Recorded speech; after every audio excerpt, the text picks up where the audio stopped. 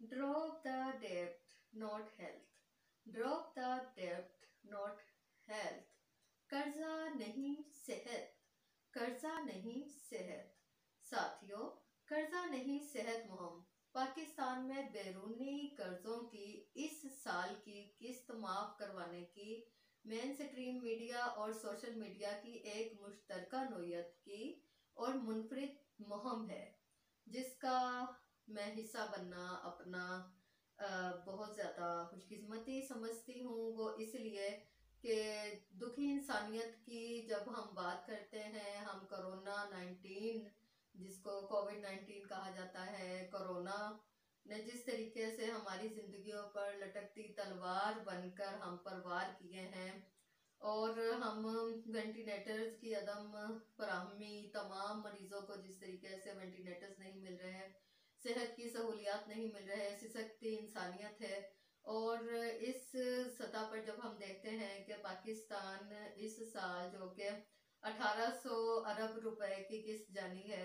उसमें हम लोग ये मुतालबा कर रहे हैं कि इस साल की किस्त जो है आलमी मालियाती अदारे, इंटरनेशनल फाइनेंशियल इंस्टीट्यूशंस, जिसमें world bank, IMF, Paris club, G7, G20 और जितने भी मल्टी और बायलैटरल अदारे हैं, डोनर हैं, हम उनसे मुतालबा करते हैं कि इस साल की किस्त माफ़ कर दी जाए, क्योंकि